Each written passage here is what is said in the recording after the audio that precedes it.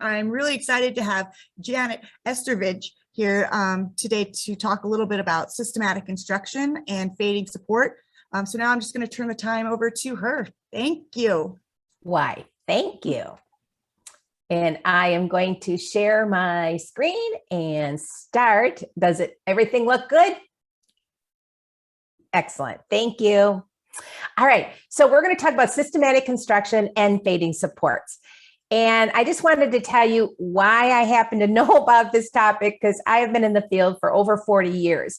And so I was a high school special ed teacher. I was a director of a supported employment agency. I went back to school when I was 50 to become a registered nurse. I ran a personal care agency. I went to the state of Wisconsin and our Department of Health Services. I was in the Employment Initiatives section chief there. And now I'm having really lots of fun. Working at a Taman company, and it's a publishing company that we write software and curriculum for students in transition and all grades, actually, but I'm focused on transition. So I get to do lots of trainings there too. So let's talk about what this whole process is. And my love is all about finding jobs for people. So remember the process. We go through that discovery process. What are their strengths? What are their challenges? You create this profile of really looking at the person's personality. Where are they going to be successful in those work settings? And what do they really want to do for work? So then the next part is you think about what are the businesses out there and how do I start the community mapping out what might be in that person's neighborhood or in that community, or if people are commuting to other communities because it's a rural community, where are the jobs? And you start doing that and you start engaging employers and you're talking to them and you're making connections and developing those relationships. Now, every one of those has its own training. So I'm just reviewing this because then you get those starting in those work experiences. You have people doing job shadowing and people are doing interviews that you support, whether they're students or adults with disabilities. And then you've got the job placement. So that's where I'm going to start this presentation, but that's a lot of work to get you to that job placement. And I want to promote the concept that when we actually do the job coaching, I'm just going to call it coaching. I know there's different terms. We do employment specialist, job trainer, there's various terms, but when we're actually coaching out there, there's a lot of money and time that's gone into making that placement. So being as successful as we can in teaching the skills needed for that worker to do well for the employer and for them to like the job and enjoy it. So that's the process. But I don't ever want us to forget about the fact that we are supporting people, whether, again, youth or adults with disabilities, and they have some rights. And I feel like we should always remember who it is that we're supporting. So every individual we support should be treated with dignity. There should be respect. We should be fair. They have the right to have us talk privately with their support staff or a coworker. That information should be protected. So, talking in front of all the coworkers or giving corrective feedback, it should still be done in a private setting, in a private way. I believe that, people should have the right to have their HIPAA information about their disability. All of that is their information, and how that gets shared can be their decision. They have the right to be included in decision making. We shouldn't be just going in there and saying, okay, we're coming in to do this, this, and this. Make sure that the worker is included in that process, and then there's more buy-in from them as well. And then every individual has the right to hear feedback and evaluation of their work from their supervisor, from their coworkers, or from you, the job coach. So that's how they can improve. So when you ignore things or think, oh, well, it's, we don't need to deal with that issue, or I don't really want to, I'm uncomfortable dealing with that issue. You can't do that in a way that will be respectful for that individual. We want them to be successful in the job. Thus, we need to make sure that they're getting appropriate and honest feedback in a kind way, but in a way that helps that person do their job better. So that's sort of my philosophy, I guess, behind the supports we do. So why are you using systematic instruction? Let's talk about this. So it really is the best way to break down steps, make them manageable, both for the worker to learn and for the job coach to teach. So when you're doing this, you're putting this into some specific order so that those tasks can be done. And you want to make sure that there's employer expectations are being met. And we'll have him do it one more time. Steps and in the right order. All right, so there is a little difference between teaching and coaching, and I'm going to show you what I mean. So teaching, when you're teaching, you're looking at teaching some new skills that person hasn't had yet. You're really individualizing your approach and how you're teaching it to that person. And the goal is that they're going to be able to perform that new task. And then this is how I look at coaching.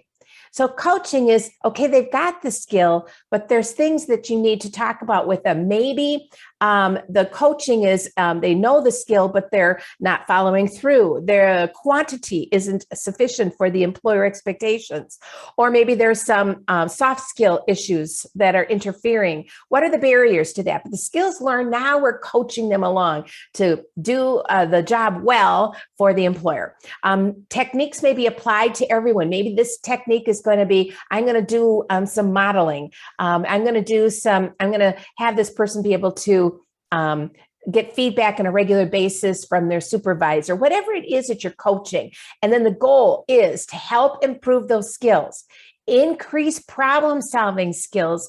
And then if we're going to fade, then the worker has to be able to self-manage, or they have to self-monitor. They have to know that, okay, this job's just been done right. I have done enough of it to meet the employer expectations, and I can move on to my next task, or I know what my next task is. So the coaching is helping a person really problem solve and learn how to manage their own job. That's what fading is really talking about. So training on the job. Okay, so you, the trainer, your job coaches, there's some skills that the trainer needs. You really have to be flexible. You have to adapt. You have to be a good problem solver. So when I would hire job coaches for my agency, I ran a supported employment agency for 25 years. So when I would hire people, I would think, okay, they're very flexible. I can see they can adapt well to changes. I give them scenarios. They problem solve those really well. But really, I see some great interpersonal skills. I see some good organizational skills. Might even be just looking at the resume or that cover letter. A lot of times that cover letter is what kind of brought me having that person come for an interview. They may have not had very much experience at all working with people with developmental or intellectual disabilities, but I thought, oh, now this is good. You know where else I've recruited?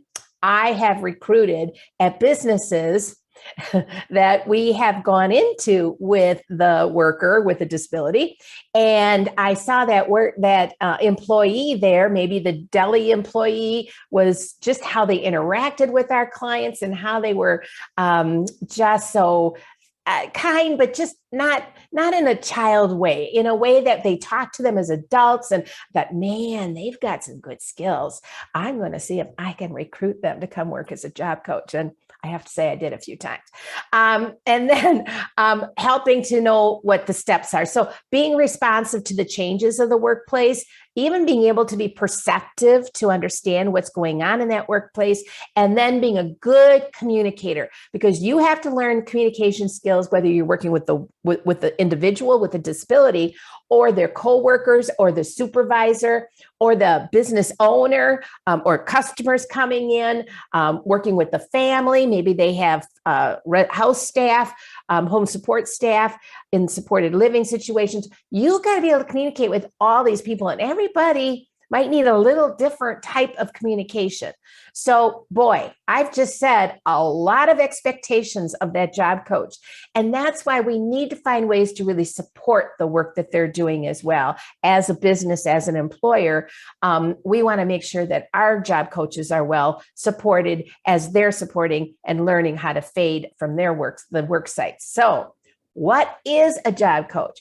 So often, really, the job coaches have to be able to explain this to the coworkers or people, what are you doing here? Who are you? What's your role? So I really talk about the importance of making those connections early. So you need to know the worker. So if you're going to go into a work site, and if literally this is the first time you've met that person, and I know sometimes this happens, that's not ideal because you want to know who this person is. You want to have a little background. You want to have spent at least a little time with them to know maybe what are their learning styles. Maybe I'm going to need to set up some accommodations. Maybe this person has some physical disabilities I need to be aware of, and there's some barriers, and how do we make this work? Maybe I need to know that there's a behavioral support plan for this individual. We in our county place everybody with a disability, whoever's referred to us and wants a job, we place him. So there's all different skill levels. And so we figured, hey, we're going to make this work. And if a person needs a lot of support or needs personal care at the workplace, whatever it is they need, we're going to help figure that out so that person can have a job in the community. And then, of course, we have to know how we're going to do some self-monitoring skills. I'll give you some more descriptions of that in a few slides down. So you have to know the employer expectations. What is it? What is the quantity expected of this position? What's the quality expected of this position? If you don't know those answers to those questions, how are you going to train the worker to meet those expectations? Also, who are the supervisors? Who are the coworkers? Start thinking about making a list of what their first names are and helping the worker know those names. You get introduced to a lot of people that first day and want to make sure the worker knows who to go to when they run out of supplies. Who do they go to if they have a question at the work site? If there's any issues with sexual harassment or any issues with teasing or anything, who are they going to go to? Or who's the HR person? So having that understanding of that, who's there. And then what's that culture? Now, you don't always know the workplace culture until you start working in there, providing the training. It's sometimes hard to know what that workplace culture is going to be. But on the other hand, you often get a feel for a place, and I'll tell you what I mean. So you can walk into a business and you can tell right away that it's going to be very professional, very quiet. There's nobody talking, no chatting going on. It is very more of a strict kind of work environment. And then you can go into another work environment and people are in jeans and there are conversations and there's a lot of teamwork and interactions and the CEO is out working with everybody and talking with people. And they're two different kind of work cultures. Both can be great job sites for people. But again, if remember way back in the very beginning, matching those good jobs, you want to match the personality and the skill sets of each of the workers and their interests of jobs with what type of work environments that's going to do. So workplace culture is good to know. And then, do you have a job description? What are the tasks? What's the schedule and quality and quantity? We talked about that already. All right. So the role of the job coach continues. So we want to think about, respecting the workplace's protocols, the culture, and the rules.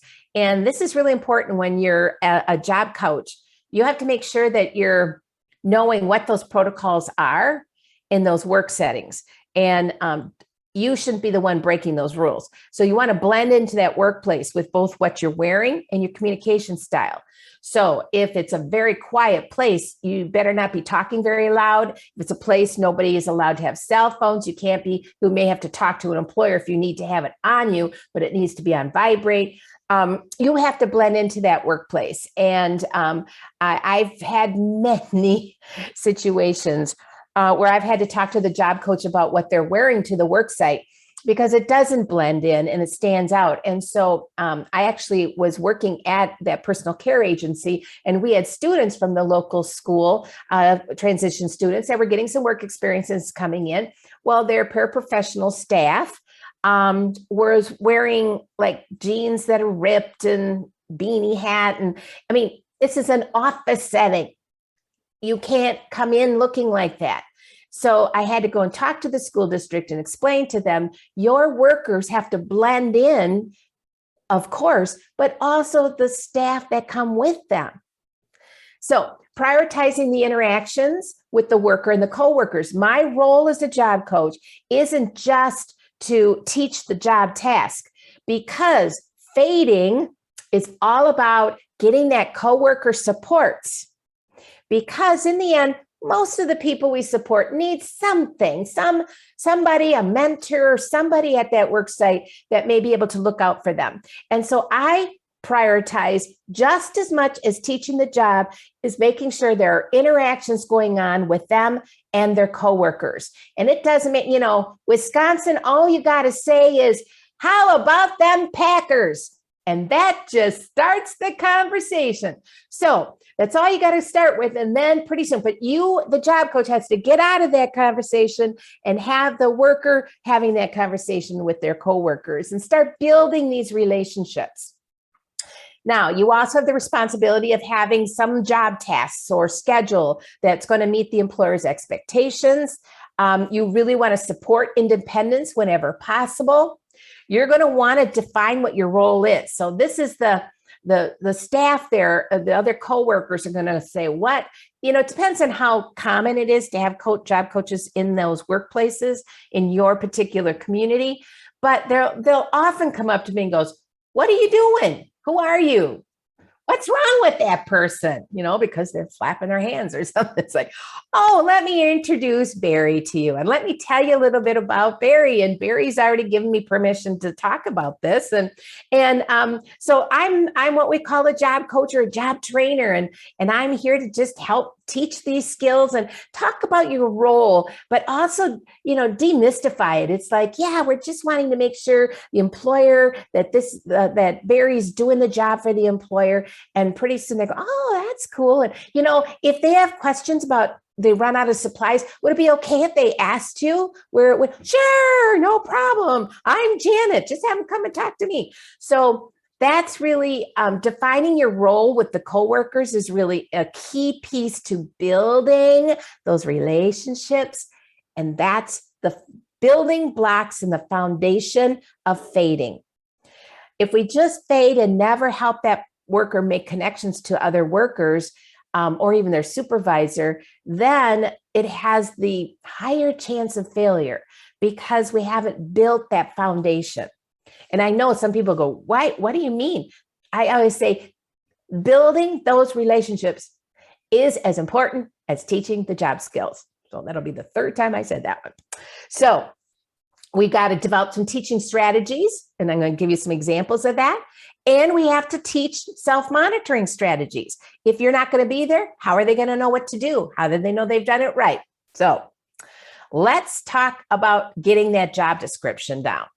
So you want to really, and I'm going to show you some examples of task analysis. And really, it's a fancy name for let's just break the job down into parts. We want to just list the duties, and maybe it's individual task analysis for different jobs that person's going to do. Maybe it's one task analysis for the whole time they're there. Typically, they're going to have a variety of duties, but basically you're going to write them up. Maybe you have to create a calendar. Maybe each day they do something different. Maybe for the first hour, they do this, the second hour. So building that schedule pictorially or with words written, you want to build that. But then you may take one of the tasks and actually complete a task analysis because that task is something the person's struggling in learning. So then you have to come up with that step-to-step instructions. How am I going to teach that particular part of the job? The worker may also, we want them to be able to follow that list independently. And then if a substitute job coach comes in, because typically if someone's getting trained, you may not always be just one person that's doing that is for job coaching. So you might need a couple people. So that means there has to be some communication. You need to show what you're doing and how you're training or what technique you're using to teach that. And I'm giving you some examples of that coming up. So, and then cultivating those relationships, and then cultivating mentoring opportunities, doing that socializing at break time. One of the techniques I've used, if I was there, I'd be showing you this, but basically I'd say, okay, here's the worker, here's the coworker, and here I am in the middle. There we go. And then remember I said, how about them Packers? Well, then the worker with a disability is going to start talking about the Packers. I talked about Packers. The coworker talks about Packers. Well, the coworker is always going to look at me. They always do, because they're not as comfortable talking with someone with a disability. Maybe they've never known anyone with a disability, and they're always going to look at me. So, and this also happens when people give you instructions, like, can Mary do the bathrooms and the sinks and blah, blah, blah. And I'm sitting there, they're looking at me. I'm not doing them. Mary is. So what you do is you turn your head, you look at Mary, and you know what? They have to turn their head because they're not going to talk to the cheek, talk to the cheek. So basically what you're going to do in a polite way, of course you can say, well, can you please give Mary those instructions? And then you do. But this is probably the 10th time they're going to look at you, and saying that the 10th time might be overkill. So you're going to just turn your face and just look at Mary and nod. And then Mary's going to look at the supervisor, the coworker who's giving them instructions. And pretty soon you've got this connection, because now they won't look at me anymore. I'm not giving them any eye contact. So there you go. There's one little technique, nonverbal technique. So, and then also like building those connections too, just in the break room. That's really important time.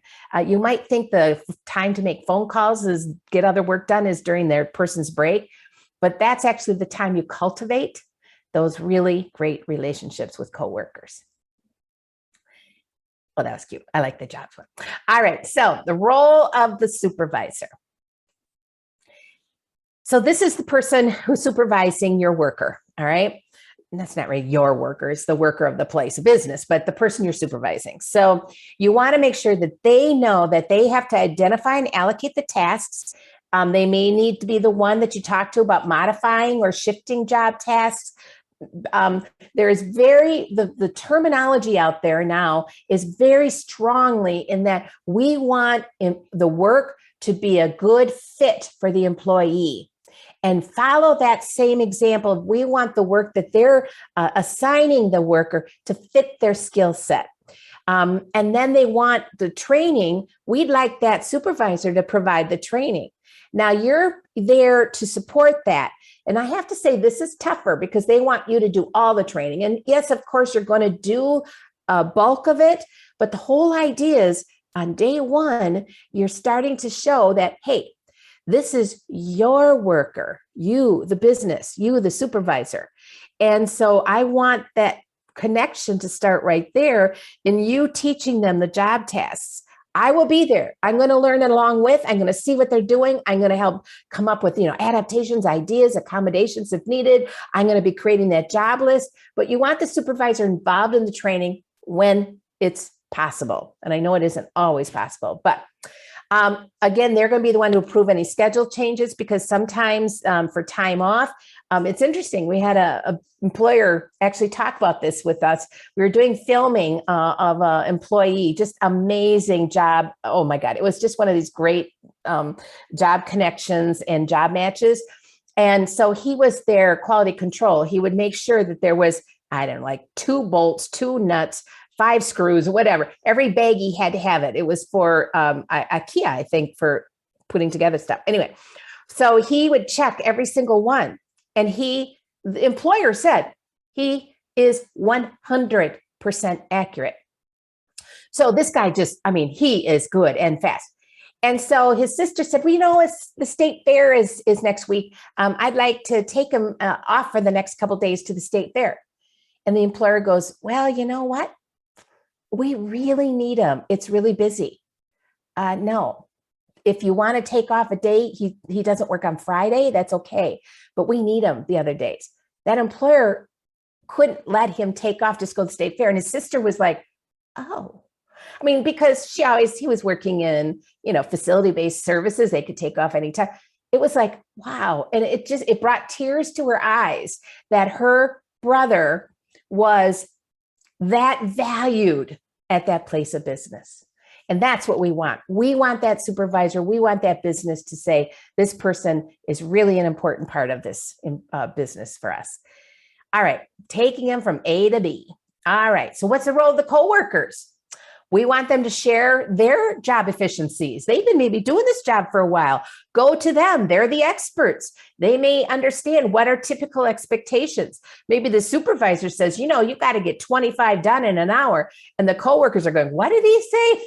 Forget it. It's more like 15 an hour, and that's doing fast. You got to balance it all out.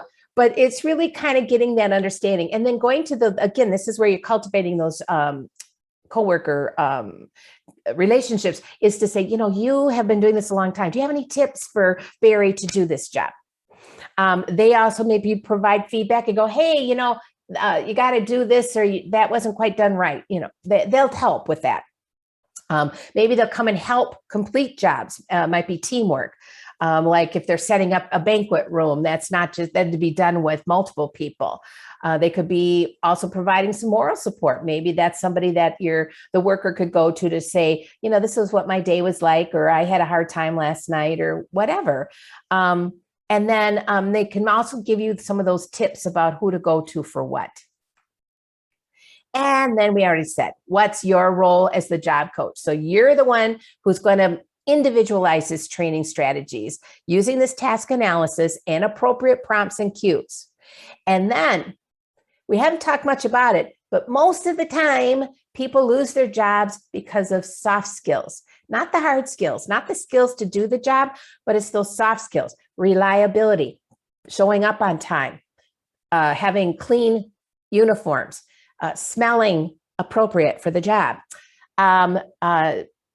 impulse control, sexual harassment issues. So these are the typical ways that people may lose their job, barging in on meetings just to say good morning when it's not appropriate for anybody to do that. So really helping understand what those social skills and soft skills, and many of social skills in a work site, remember we talked about the workplace culture? These are unwritten rules. Nobody has them written down.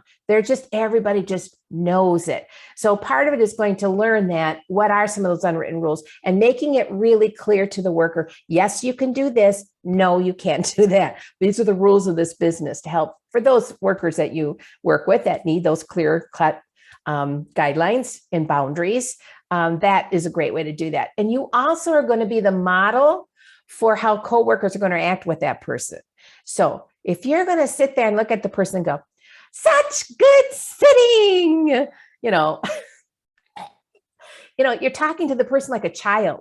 Well, I'm going to tell you something. Then the coworkers are going to go, oh my, this is a child. They're talking to him like a child. They're acting like a child. And the person probably will meet that expectation, quite honestly, the worker. And now you're not modeling good ways of showing that this person is an adult. You are responsible for that. And then we talked about explaining your role to your coworkers. All right. Workplace culture questions. So here's some questions that I try to look at to help give me an idea of what the workplace culture is. So I'm observing. Remember, we talked about that important skill up there is those interpersonal communication skills and that flexibility and kind of being able to case the joint. So how do coworkers interact and communicate during the workday? Is there a casual conversation with people, or is it very much people are in their cubicles with their headsets and there's very little communication? How is it typical in that workplace? What's appropriate in that workplace regarding conversations? Can you use a cell phone? People take breaks? Do they go to a break room? What's the volume of the voice in that room? These are questions you may not even ask. You may have to just observe. And then the dress code. You've got to know what that is and follow it. And the job coach should wear and blend in those work settings. And then how do employees enter and leave the building? So when the worker comes in, maybe there's an employee entrance, but when you are coming in to check on the person, you're not with the worker, what does that business want you to do? Do they want you to go through the employee entrance or to the front entrance? Because maybe you have to sign in. Maybe there's security there. So you got to ask those questions about how people enter and leave the building. Where do they park? So if you're parking in an inappropriate place, that aggravates the business. And all of these I'm saying it's because we've had issues with all of this stuff. So I happen to know this. So where is it okay for the job coach to park? So you've only got 5 parking spaces. The job coach pulls right into the 5 of the 4, and not okay, because their customers need to use those parking spaces. So that's what I mean. You've got to know what those rules are. And then how should the job coach, we said this, enter the building when not with the worker. So this is some of the questions you can ask to start gaining an understanding of.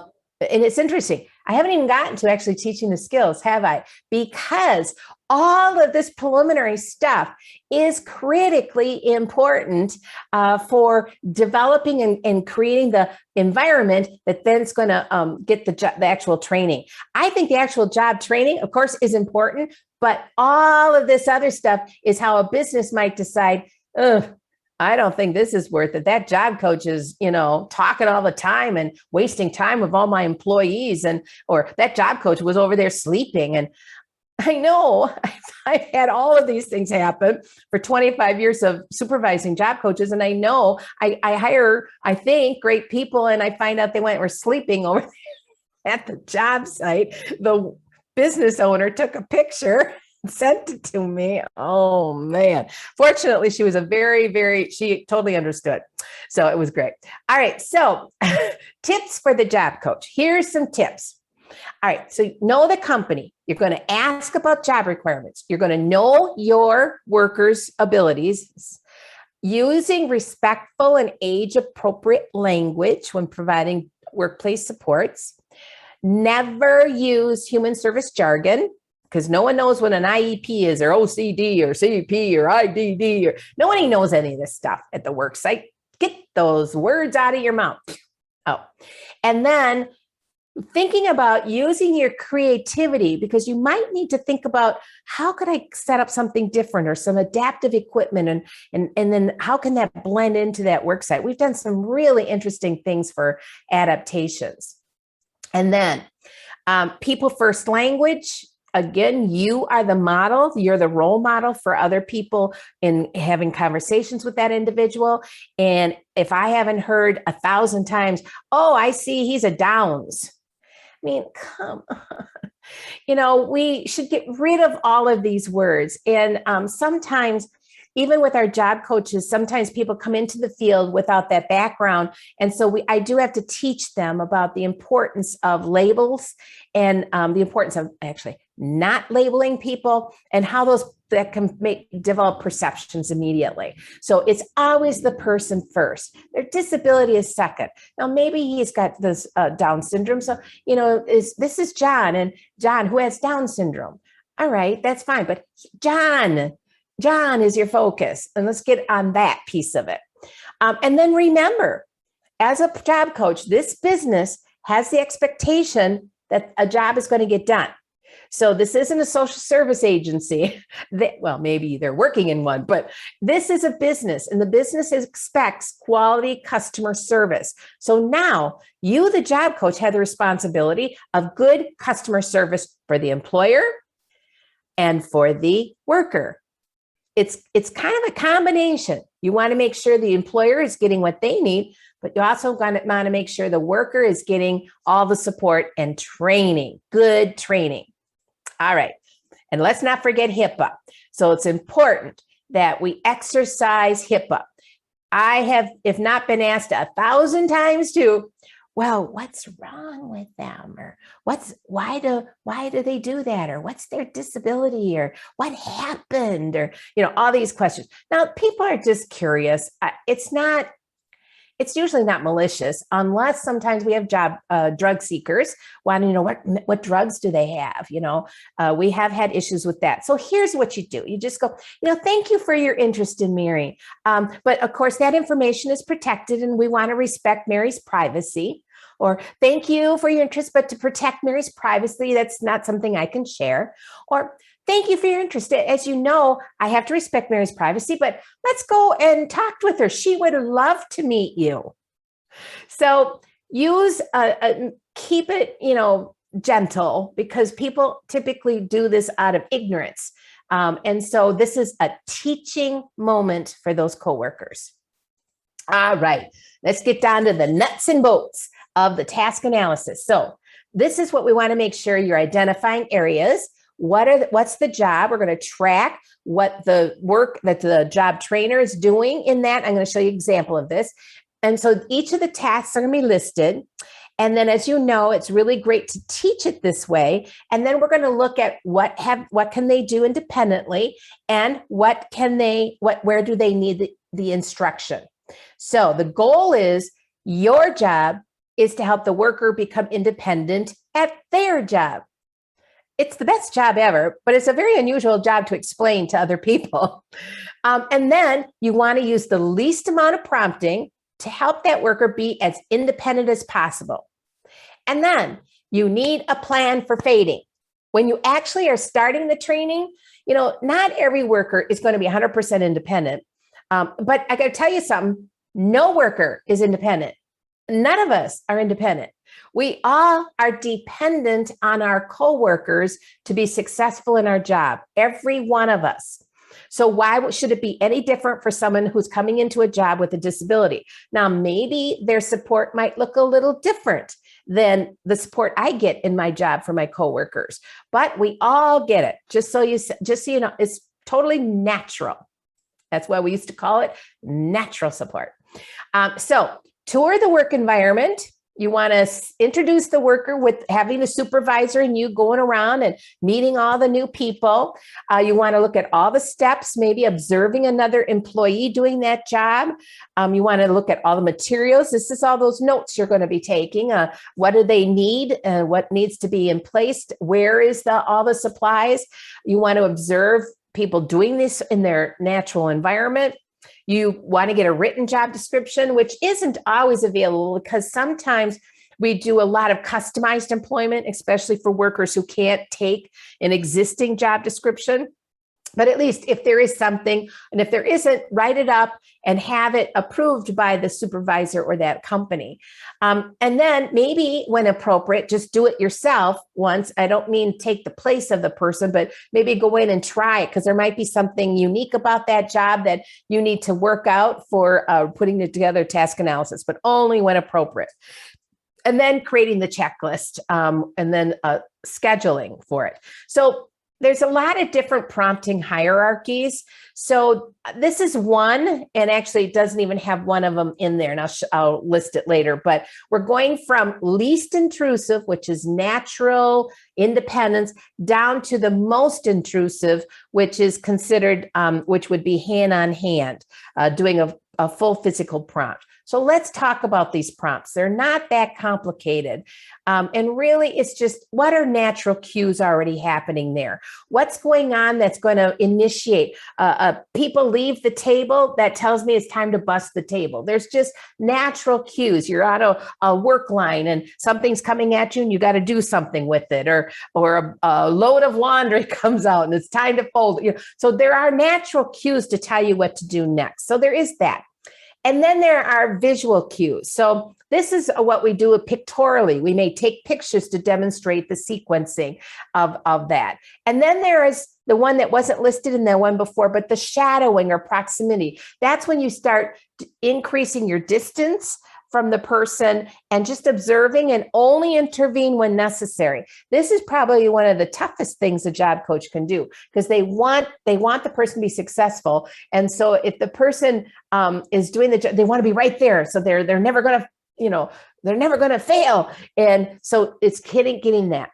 Now, here's the thing about direct and indirect verbal cues.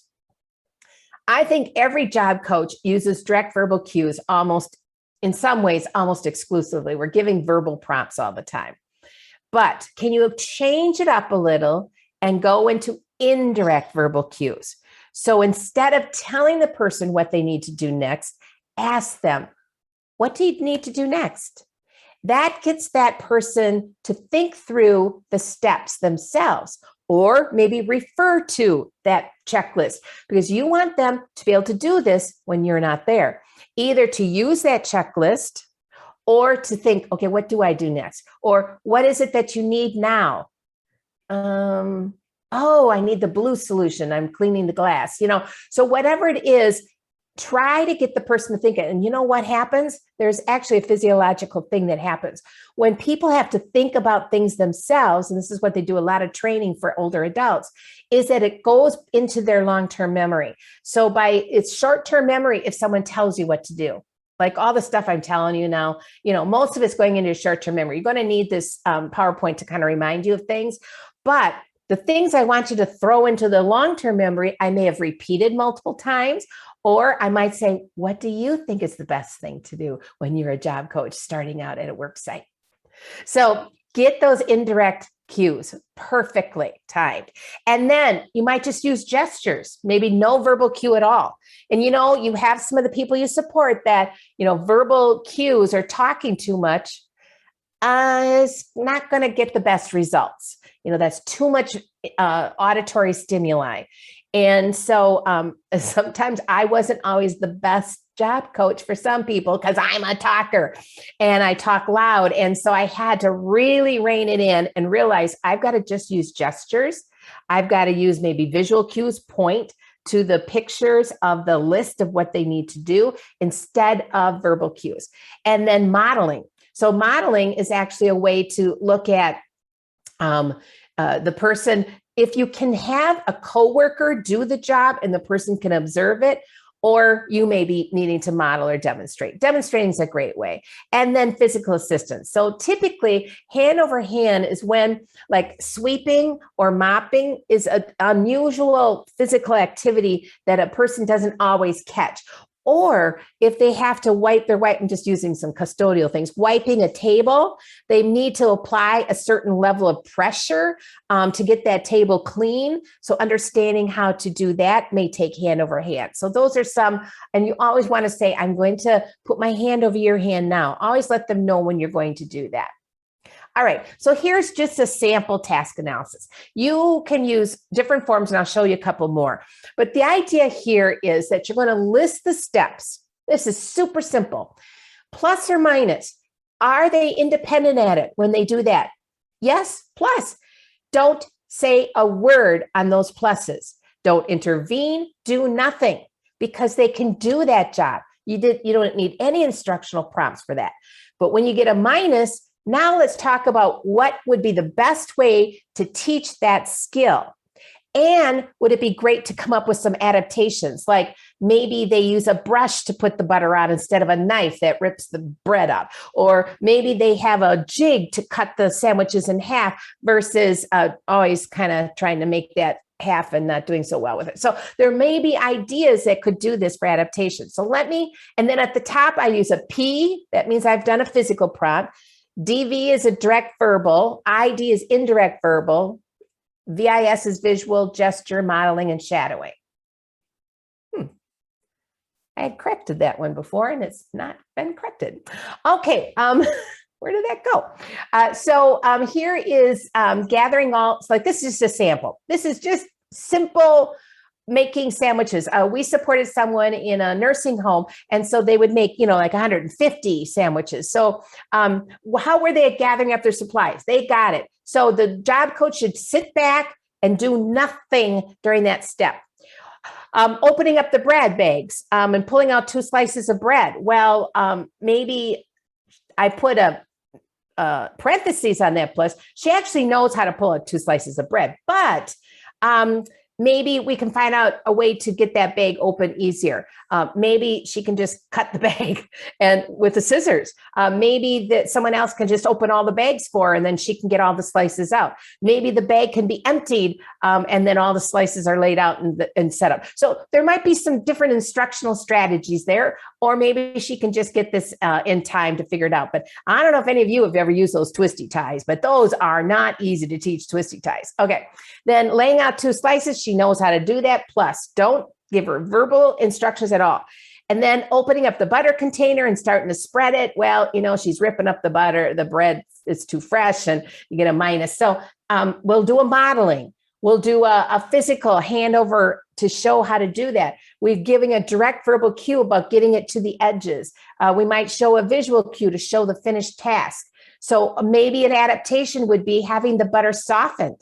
Maybe they, like, remember I said the brush, this guy, he brushed it on. And then just showing what the example looks like, having a picture of the end result. So again, as you can see, we have some minuses here, but those minuses are going to go to pluses once I'm not using these instructional strategies. As soon as it's a plus, that's fading. See what I mean? It's a simple concept of, if this step is a plus or changes from because I've done the instructional strategies to a plus, I am now done with that part of the task. I'm not done with the whole thing.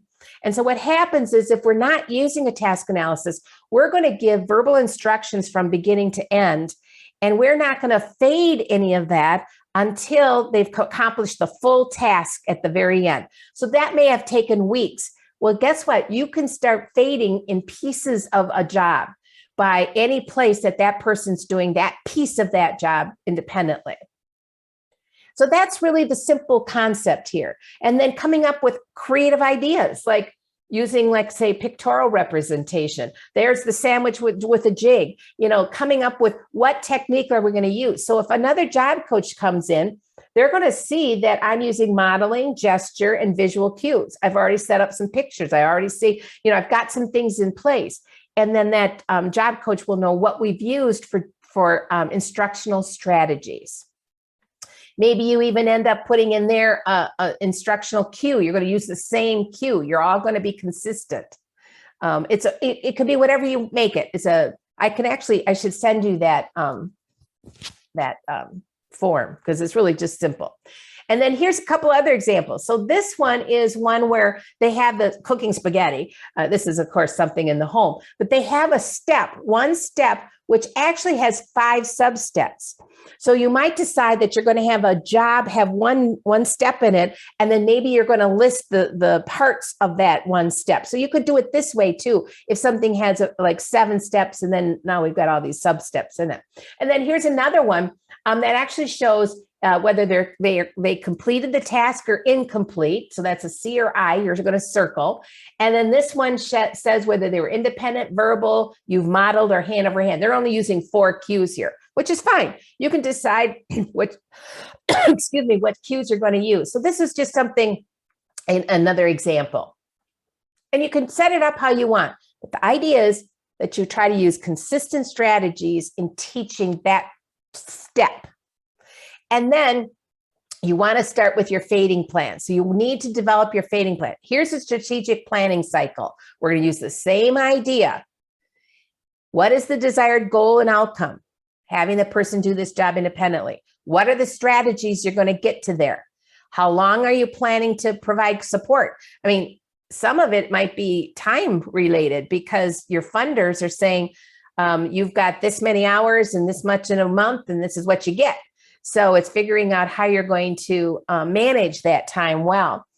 What's the plan for the actual job coaching schedule? Are you going to start and then fade the second, third, and some people may get ongoing support too. So what are considerations? What's that person's learning style? So again, if it's all verbal and they're not a good verbal learner, you're going to not do so well. So maybe they'd rather have some of their jobs done more on, hands-on or visual. And then what are your targets? So what's your plan? What do you want to try to get? You want to change all of those minuses to a plus, or maybe a plus with a parentheses because you still are working on it. There's just a few pieces of it. And then that, how great that you can show your progress. You can do that however many times that makes sense for you.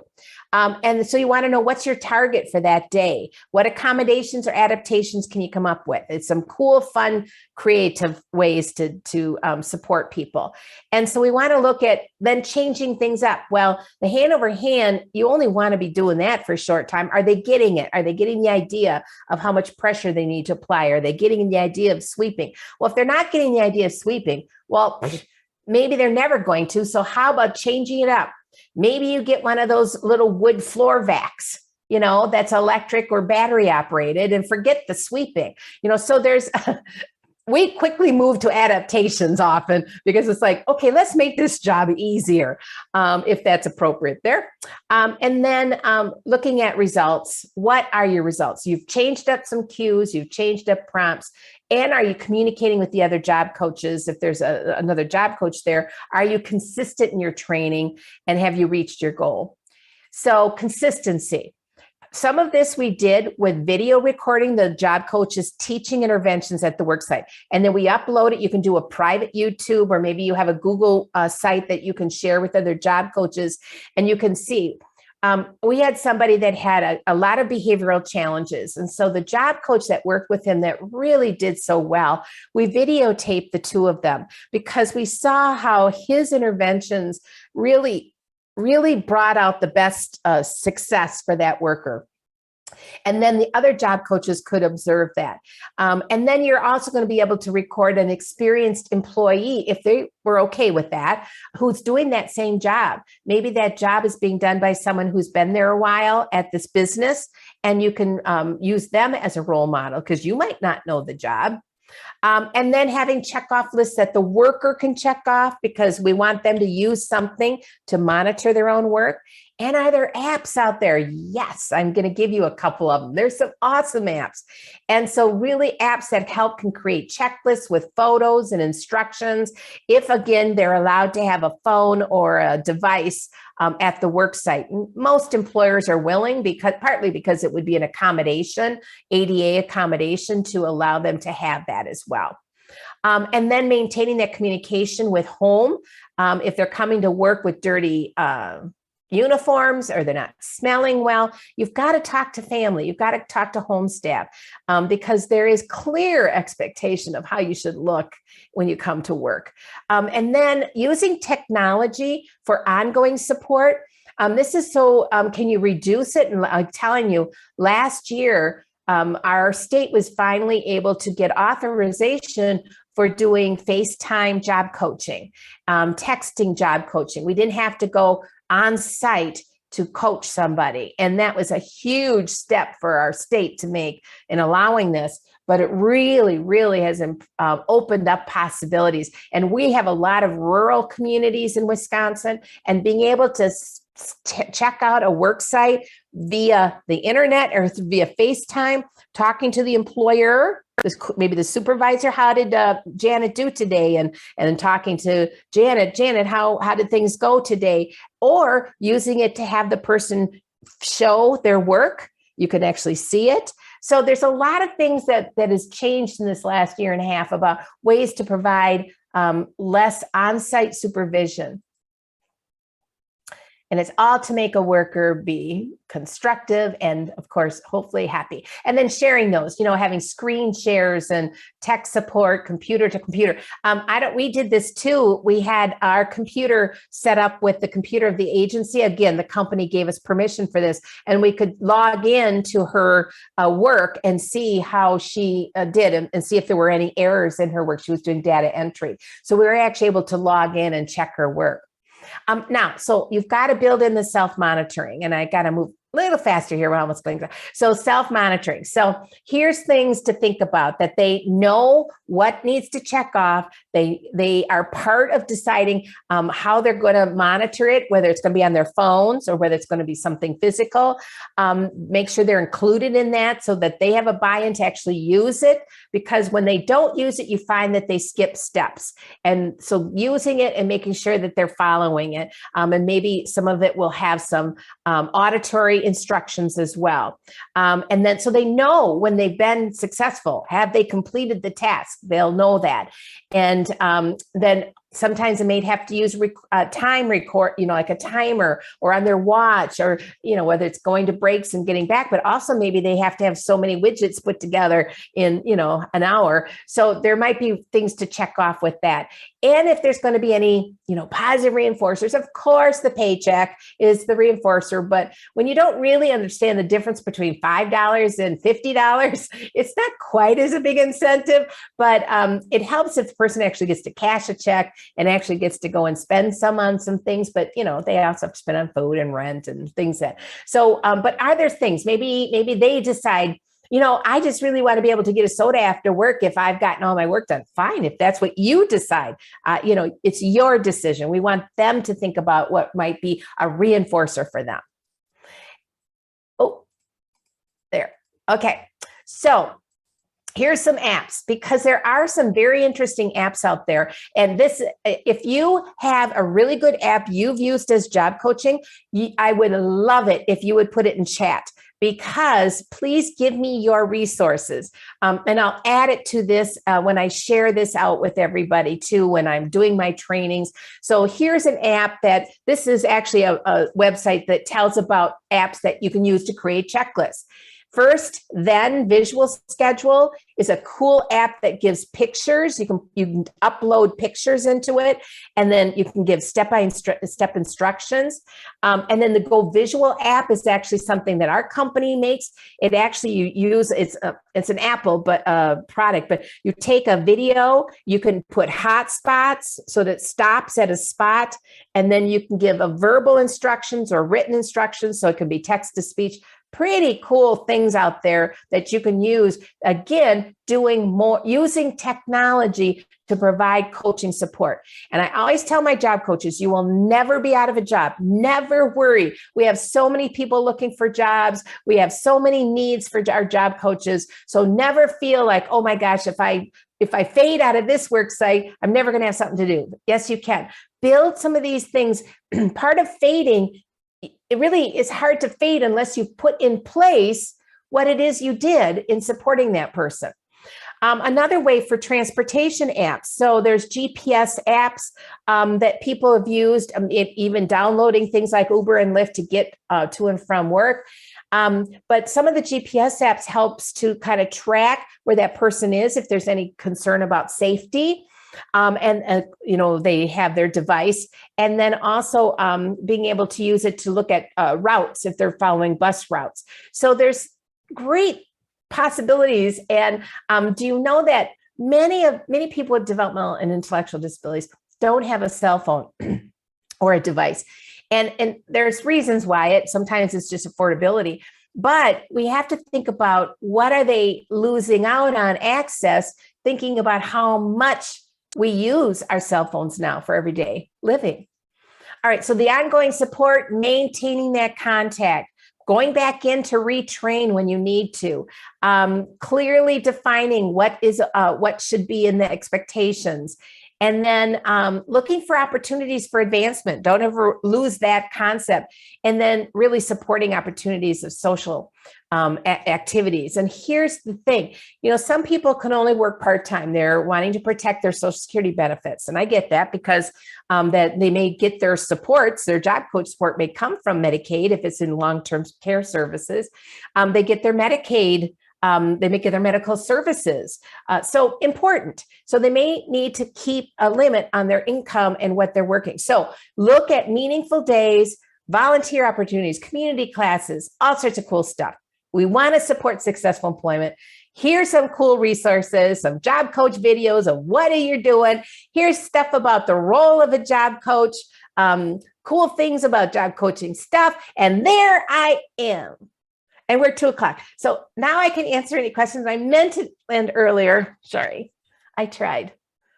No, that was amazing. Thank you, Janet. And I just want to say too, for everyone that has gone through my training, like a lot of stuff that Janet talked about today, I have in my training. So I kind of know what I'm doing, guys. Excellent. Well done. Yeah.